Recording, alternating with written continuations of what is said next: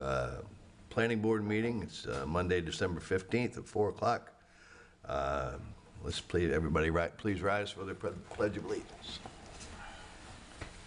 Pledge allegiance to the flag of the United States of America and to the republic for which it stands, one nation, under God, indivisible, with liberty and justice for all. Roll call, please. Member Secca? Here. Member Hubbard? Here. Chair Premer? Here. We have a quorum. Yay. Is there, look for the approval of the agenda?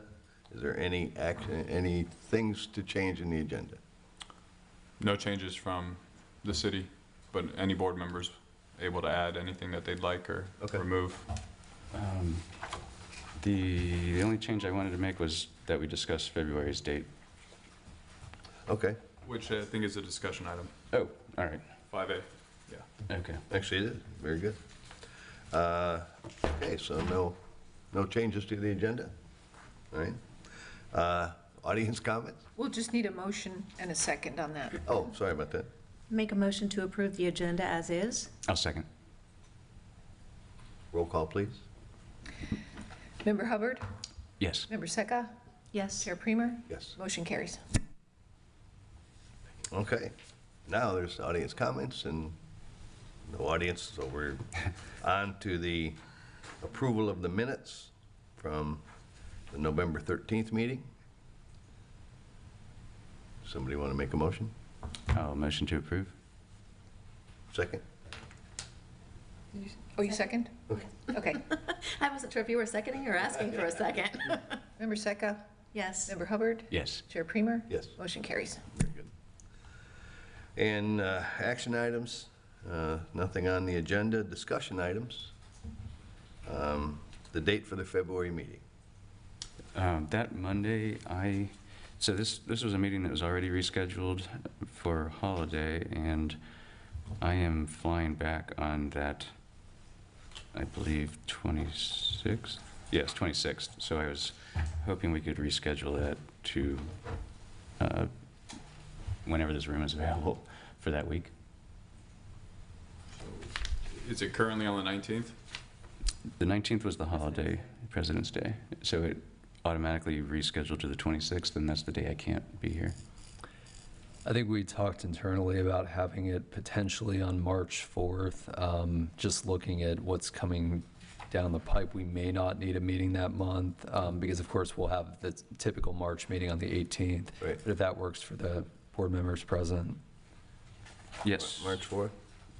Yeah, it works for me. Okay. You okay on the March 4th? Sort of. Sort of not, but I know we can't all attend every meeting, so we'll work with it. Okay. Okay. We just Okay. need a motion and a All right, second. I will motion to move that meeting to March 4th. Second? Member Hubbard? Yes. Member Secca? Yes. Chair Premer? Yes. Motion carries. And just keep in mind, you're not required by code to have a meeting every month, so even though it's March 4th, if there's nothing on the agenda, then there won't be a meeting. Okay. Right, just to kind of keep Very that in good. mind. Thank you. And discussion items? Comprehensive plan evaluation and appraisal report. Yeah, with it being a slower month, we just wanted to give you an update on a few of the items that are moving through. The first, if we could bring up the PowerPoint, Ryan. We just want to give you a brief update to the comprehensive plan evaluation and appraisal report. It was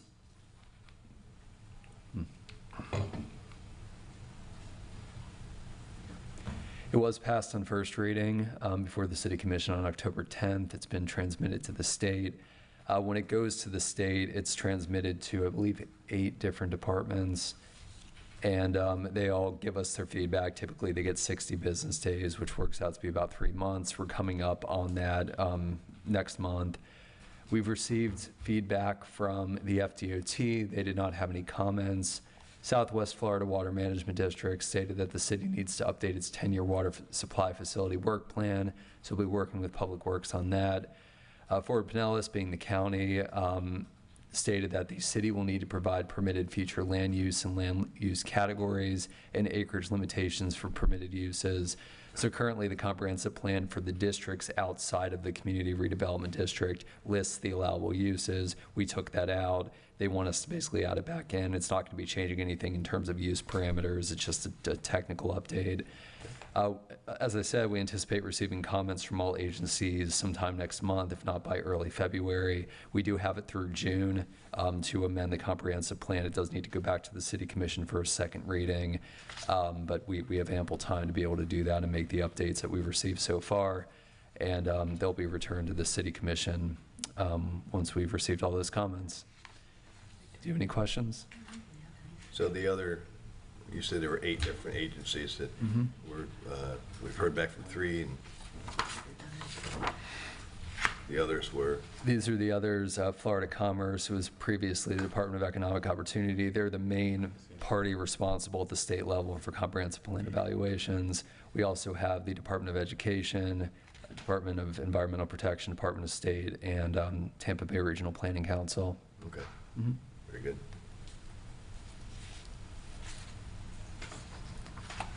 Okay. So looking forward to the comprehensive plan updates. Of course, we've had multiple workshops on this. The City Commission has selected a firm, Calvin Giordano and Associates, to work with the city on its comprehensive plan review. This is the more substantive update that we're looking at for the density, intensity, height. Those were the 3 development standards that were selected on November 6th by the City Commission. The focus has been narrowed. In addition to those 3 standards, the study area is Gulf Boulevard and Corey Avenue specifically. The Community Redevelopment District does include some areas in Blind Pass Road. That was not the focus of the study area for the commission. They did state that they wanted the economic analysis to be broad, focused on the economic advantages and disadvantages to the city and the residents if there were to be a reduction in the development standards. It was noted they were not really looking at an increase in development standards. In a lot of cases, that's not even possible under county regulations. But if there were to be a reduction in any of those development standards, what would the impact be to the city? And going back to what was adopted, or the the logic used for the current comprehensive plan, at what point in the reduction of development standards does developing condos become more attractive, specifically in a large resort district? That was used as part of the justification for the increase to begin with. Is there a point at which condos become more attractive? So I hope not. And thank you to Member Hubbard for bringing this to our attention about a month and a half ago. I wanted to give an update on Senate Bill 250. I talked to you about this earlier in the year. This was the bill that limited any municipality within 100 miles of the impact of either of the hurricanes that came through. In November, the governor signed House Bill 1C, which did explicitly remove Pinellas County from the list of counties that could not propose or adopt more restrictive or burdensome amendments to its comprehensive plan. Again, that's specifically based on that radius clause that was part of Senate Bill 250. It doesn't affect any other property right protections in the state, but that has been removed for our county, and that is effective now. Good. And if I may on that, just to not confuse anyone watching. So there was kind of a stay in place, right? That was the purpose of SB 250, was to put a stay in place to essentially allow people to recover from the hurricane, right? And not have more stringent land development codes and comprehensive plans to abide by. However, how you approve amendments to the comprehensive plan and what the rational relation is to the government business are still laws that are imposed when amending the comprehensive plan, right? So the only thing that was removed was the stay, right? There's still laws you have to follow when adopting these things. So I just want to make that clear. Yeah. Very good. Yeah, I found, I mean, I still find that this law mind-boggling, because the things you learn when a hurricane destroys your buildings is useful information that you can apply to building codes, and to prevent people from enacting better building codes as a result of a massive hurricane, it just doesn't seem logical, but it is what it is. Yeah, thanks for bringing that up. So Brandon, would this question be for you or council? Could you walk us through what the process looks like for actually altering the comp plan. I know it's not like a regular city statute where commission votes a new one in. It has to have some review process by perhaps county, state level. It's very similar to what we're going through for the evaluation and appraisal report. There's an expedited state review based on the things that we're talking about. It may possibly be able to go through that. The state is usually more concerned when you're increasing development standards. It's possible it could go through an expedited review, which would actually be quicker at the state level and the county level than what we have, what we're going through for the evaluation and appraisal report. But otherwise, if it's a standard review process, it's going to be basically identical. Okay, so, I mean, even if you wanted to correct something you felt was a deficiency that has nothing to do with restrictive or burdensome building requirements, maybe you just wanted to add something specific or change language, that still has that higher burden of being reviewed. And It does, and it's through an expedited review, so most state agencies don't look at it, or it's a very abbreviated process. They don't get the 60 to 90 days, it's 14, and they send a letter saying we have no issue with this. That's okay. typically. Okay, yeah, I was just curious how the process flowed. Very good. It's not as simple as like an ordinance. Yeah. Which, you could change a code language in 2 meetings. Right. It's involved. Okay. Yeah. Yeah, to say the least. Okay. Very good. So I wanted to give an update on the Paso Grill overlay in the Community Redevelopment District, 8th Avenue. We have been working with the Historic Preservation Board for some time now on proposing amendments to these 2 districts. One's an overlay, one's a zoning district. Staff has held multiple review sessions with the Historic Preservation Board to discuss amendments to the Paso Grill overlay in the 8th Avenue districts. There was a substantial change to the overlay back in 2017. It's what adopted the current standards that are on the books. Prior to that, we did have an overlay district, but it pertained specifically to height. There weren't any real development standards. There weren't any kind of building types or any attempts to preserve the historic integrity of the neighborhood. It was pretty much pertaining to height. But 2017 was when we adopted the current standards. We have, there has been some notice that the board wanted to look at these things again, and we're working through that with them currently. At some point in time, this will be brought before your board. We just wanted to bring it to your attention. Looking at the major changes to the overlay, and the Paso Grill overlay includes most properties south of 32nd, west of Vina Del Mar, and it excludes the commercial properties along 7th to 9th Avenues and those just south of the Vina Del Mar Bridge, as well as the fire station there. Those are not in the overlay. Looking at some of the major proposed amendments, currently there's an option specifically for residential single-family development that new development can either be to the overlay or it can be to the underlying zoning district. So the underlying zoning is the typical setbacks, it's a typical height, the standards like that, or they can build to the overlay. It's more permissive in terms of setbacks, but there is a design review process that they go through. This would make all developments subject to the overlay. It would also require lot combinations to be subject to Historic Preservation Board review. We actually took the first of these forward to the commission last week, but currently any lot that's going to be combined or split in Paso Grill requires city commission review. Anywhere outside of Paso Grill, if it's a simple split or combination, it's handled by staff. This would require that it go to the Historic Preservation Board before the city commission. There has been discussion, and it's something that we're looking into further because we want to make sure that the alleys are actually accessible. This is information we were asked to bring back, but there was a recommendation that if a lot has adequate alley access, driveway access must be from the alleyway. So those would be for the interior properties, along the avenues. That driveway access would need to be from the alleyway instead of along the main avenue. There was a recommendation that no new pools or other accessory structures be permitted in the front yard. Currently, that's not prohibited anywhere in the city. Technically, somebody could build their home and put a pool in the front yard if they wanted to. There was a recommendation that they be moved to the rear of the structure, and that be a requirement regardless of what the setback is. The accessory structure needs to be in the rear of the lot.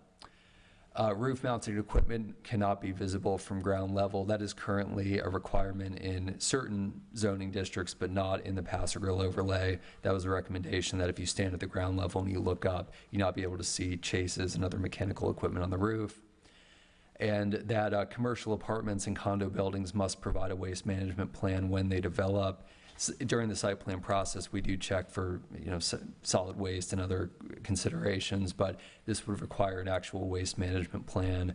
Obviously, that's been a big point down in Paso Grill recently with some of the other changes that are occurring. So this would codify that for commercial and new multifamily. We currently do that, ask for that. We asked for a waste management plan, and there's so little development in Paso Grill, it's difficult to know. That the last development we had in Paso Grill was the Berkeley, and we did get a waste management plan, but I think this is a little bit more fleshed out and deals with pickup and other. Yeah. So. And there's going to be some design guidelines. I mean, the Historic Preservation Board's really focused on character. Mm-hmm. It'll come in front of you because it's going to be an LDC amendment at some point, but there's also going to be some hints at design guidelines and other books that we have so that we can, ensure the character of Paso Grill remains the same. Mm-hmm. Is this a situation where someone argues that their value has been diminished, that we could? No. Okay. Well, if it's written correctly. Yeah. Yeah. Someone can always argue that, right? But you got to be able to have a basis to stand on in court. And lowering height, which the board has brought up a lot, I think is an easy challenge in court. So I've tried to steer them away from that, just because you also don't want a hodgepodge of buildings there where everything's 35 feet, now everything's 25. It's just going to kind of look, you're going to leave, 80% of the buildings out of compliance. But some of these things, I mean, you have to also give them almost like entitlements. Like, if you do this, you get this benefit of maybe a lower setback. Okay. Right, to try to make them want to comply. Yeah. Mm-hmm. Looking at the 8th Avenue district, this has not been reviewed by the Historic Preservation Board yet. It's a forthcoming workshop. We're planning to host something early in the year.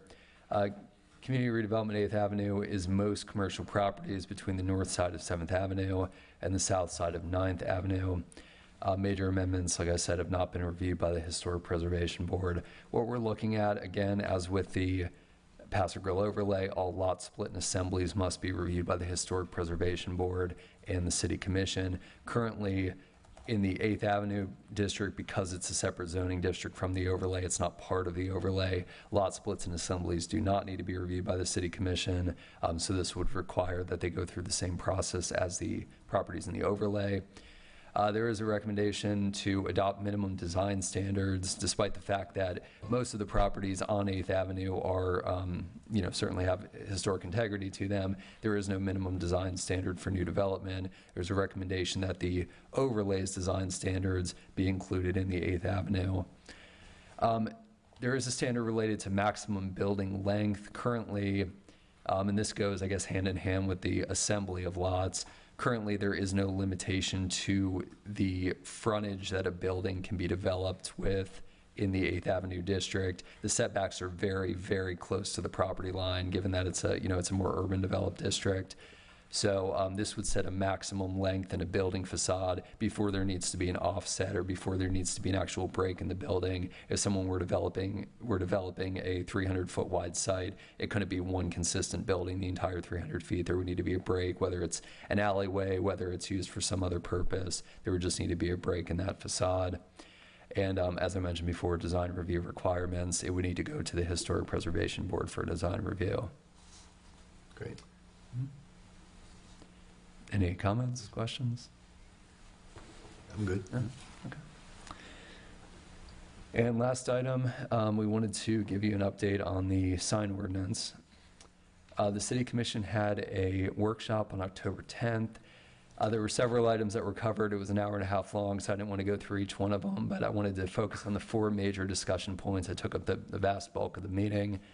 They related to electronic message board signs, murals, design guidelines and requirements, and standards for freestanding signs.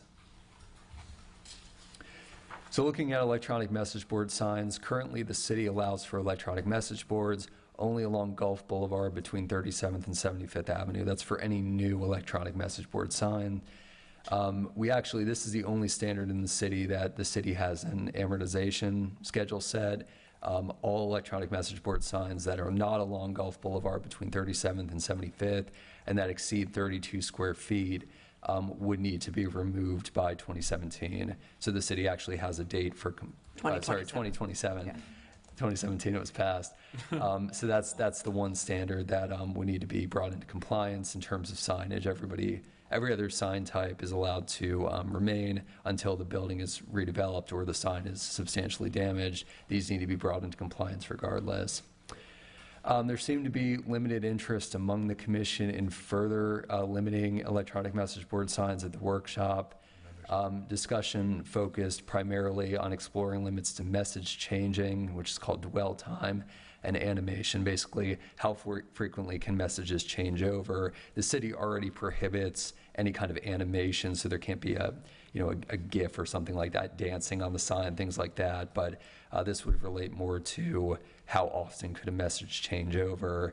Can there be any kind of animation in the transition of the messages and things like that, or does it need to just be a complete changeover? That's been the discussion among the commission.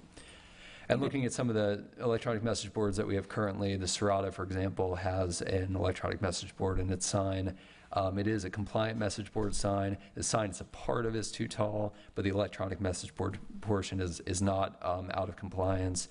And then there's another one here's one along Corey Avenue. That's not an area where electronic message boards would be permitted. So unless the change occurs, they would need to remove that sign by 2027.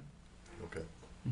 And as we're going through, and if you guys have anything to add or any suggestions, we're going back to the commission on this again. So we're taking as much information. So that's why these, as Brandon pointed out, these were the 4 things that kind of wasn't pretty cut and dry as a commission that we will be bringing back to it. So feel free to jump in if you have an opinion, recommendation on any of these.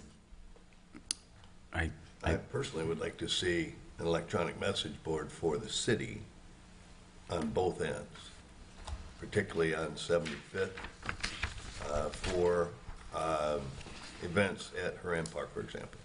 Because the only thing we have now are the little murals, not the murals, but the tied up there with ropes, banners, basically. And I don't know if that's something we had ever looked at. I thought it'd be a great idea. So the city itself would not be allowed to do that currently, right? Yeah. Okay. We used to have one at the City Hall sign, if you remember, there was electronic, and then But under this review, that would not be allowed. Correct. Well, and I just want to preface this with, all we've had is workshops and presentations. There's been no ordinance drafted. Okay. So to my point, sometimes it's easier to amend things and look at things when they're in writing. And because it's in the land development code, it will come before you as a local planning agency before it goes to the commission for approval. Okay. So I just kind of want to, but please continue the conversation. I just wanted to preface it with that. No, thank you for that. I just thought it'd be, I was in the industry for a while. It's, the advantages are great. Because my initial thought was on the wall where the Don Cesar is, the new wall that they built there. I thought that'd be a perfect spot for one, without the animation and the dwell time. And people coming into the city, nobody knows what's going on as far as what's a lot of the events that even I stay up on things and I miss stuff. So I thought it'd be worthwhile looking at whether it's in the budget for next year or whether it's even worth discussing. Maybe a pet peeve of mine, but I thought it'd be a great idea. And then maybe coming in at Horan Park on the other end of it? Coming in Horan Park on the other side, right, or right in front of Horan Park, as you're passing by where the banners are, where we go up to banners. I think it'd be a good thing for the citizenry of St. Pete Beach. Just again, keeping people informed. And there was talks about exempting like the Chamber of Commerce already, because I know they have a a message board sign. So if that exemption remains, then it wouldn't be uncommon for the city to withhold an exemption for itself as well. And it could be, it could almost pay for itself if you allowed businesses to sponsor events or whatnot. There's, it's the inventory of the messages are endless, naturally, because it's electronic. And so somebody from here, Jennifer, can just sit in her office and bloop, and here's the event coming up for next week, and yeah, so it's. Only everything was that easy. So I'd like to maybe look at that sometime next year before the new budget cycle comes in. In general, I dislike them. I had not given your use case a thought until you brought that up, and I like that. I do worry about distractions on Gulf Boulevard, so, and I also would, feel awkward about the city exempting itself, being allowed to have a sign that they say they don't want anyone else having. But your use case would be a value. Yes, very much so. Knowing that someone has $5.99 chicken wings flashing, not so much value. No. So yeah, I have mixed feelings, but I like the idea of a city message board. Sure. Quite a bit. And refresh rate like 30 seconds. Mm-hmm. So there's no gifts, what we're talking about. Yeah. And in front of the Dawn, I think would technically be the Dawn's property, then there'd be that whole thing, but there's that little park right to the right. Mhm. You could sit at, Yeah, and it's, because that's city property there, right? Yeah. Yeah. so that's a distinct possibility. Was that McKinney? Okay. Support by the Dawn, Thank you. No, it's Thomas Rowe Park. Thomas Rowe. I think that's what it's The called. little park on the corner. Yeah. It's right around that corner. Okay. Where the wall is with the tiles, yeah. There could be a regular sign placed in that park too. I know sometimes when I'm driving into Central into Treasure Island, they usually have one of those boards in the middle of the median that tells you community events that are coming up. And I always like that idea because we don't have that here. Like, We do have that. oh, we do, I haven't seen it. Like the police have that kind, yeah, we do have, Public Works has those in their yard where you could put some messaging out there. Oh, okay. Okay, good. See, you learn something new every day. There's quite a bit of discussion about murals. The current standard is that there is no limitation in non-commercial art. In terms of it, just a staff review policy, staff treats commercial art as wall signage, which is limited in number and area. So looking at the two murals that are here on the screen, looking at the Shadrack's logo, staff would draw a box around the Shadrack's logo, and that would be their wall sign square footage. The same with that, it's kind of hard to see in the image, but the La Crusette, their business name is In the Heart. So we would draw a box around that text.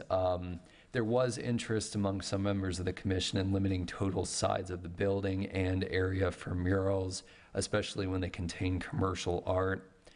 I've only looked at the one, but St. Petersburg specifically states that art cannot contain any logo or text identifying products, services, or I should have said businesses offered it on the premises. So there would be a distinction between mural art, maybe regardless of whether there's a limitation on the total number of sides of the building for artwork, logos would not be allowed in that artwork at all if we were to follow the St. Petersburg definition.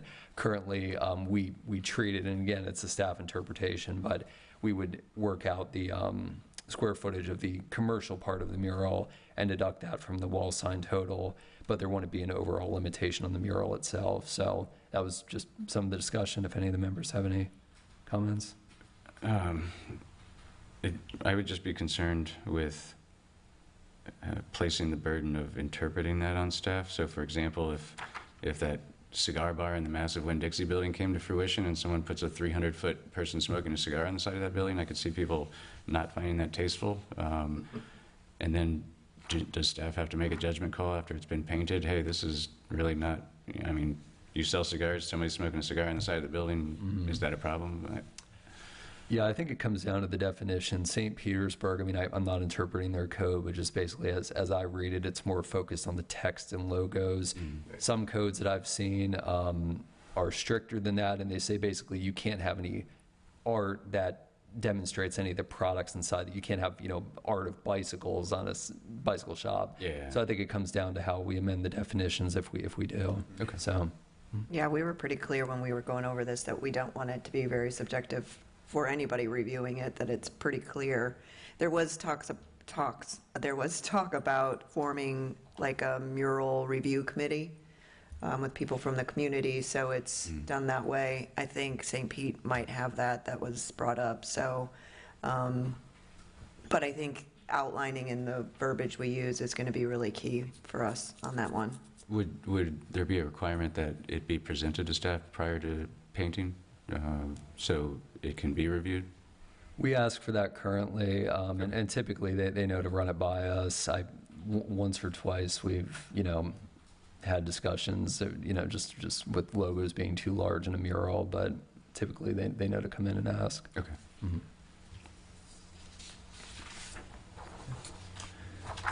So looking at design guidelines, currently signs do not need to utilize the same text, material, or design as the primary business they serve, nor is there a design pattern for signage citywide, with the exception of our own city signs.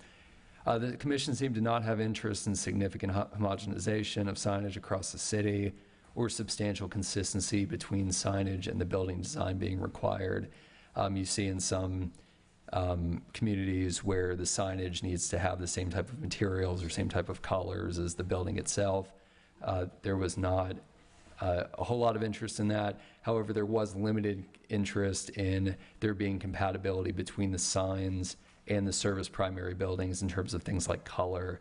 You can see that here in the Prima Cantina sign. The colors, kind of go with the building itself, at least the Prima text, it matches the color of the building. It was something they, were open to, but in terms of a consistent sign standard across the city, there didn't seem to be much interest in that, so. Yeah, I like that as well. I mean, can you imagine requiring Bon Air to replace their, 80-year-old classic sign with something that matches the lettering of everybody else? That would be a nightmare. They're actually exempt. There are only historic sign on our historic registry, Okay. so they're exempt. But yeah, I get your point, Stick. Son of a gun. And the last major item that was covered related to freestanding signs. Current requirement, all new freestanding signs must be monument signs. No pole signs are allowed at all. For new signs, existing signs can be maintained and painted, repaired. Most signs are limited to 8 to 12 feet in height, with a 0 to 10 foot setback required from the street. Typically, the taller the sign that's permitted, the further it needs to be set back from the street. So along Gulf Boulevard, it's 10 feet. Along some of the interior districts, it can be right on the property line, but the sign's smaller. Discussion varied whether to amortize non-compliant signage that was of unpermitted design or size.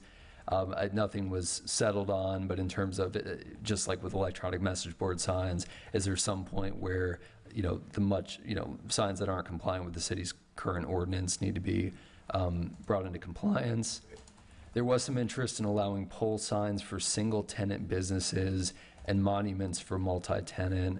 The discussion was primarily around, especially in shopping centers, does it make sense for monument signs, for there to be a monument sign for each business, which is how it's currently written, or should multi-tenant have maybe one monument sign and single freestanding businesses be allowed potentially a pole sign? And there was a strong focus on just being consistent interpretations so that, businesses know what to expect when they come in to get a sign permit. That was just a focus across the board. I would like to see some consistency in the multi-tenant pole signs, however. Okay. Because they're big smile, if we can have some kind of standard, whether it's color or whatnot, and the size of the signs, the individual tenant signs that are on there. Okay. I think that would look, make the Gulf Boulevard look better. Yeah, the first example picture, it looks like the back of a car with 20 bumper stickers from different businesses. Right. I drove through the city after we talked about this, and, I mean, the monument signs to me look better than the pole signs, but they, from what I could gather, just doing a quick drive-through, probably 85% of all the signs are pole signs. So ours, and it's funny, I was going through Treasure Island, and you could tell what the setback was, because every sign, when you drive, now you're going to pay attention to this stuff too, are lined up all the way down Gulf Boulevard exactly. It looked like 10 feet, and sometimes it went into parking spaces. So there was discussion about, you know, what the setback was, and if it interferes with sometimes parking spaces, and that's going to happen when we do site plan reviews.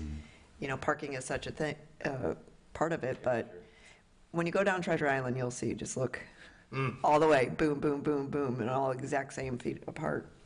So anyways, so there was a discussion, but it never, that where they didn't like the pole signs, but it never gave direction to get rid of them or to change anything with that. Right. There were a few other items that were covered, and definitely not as much detail as the items I just talked about.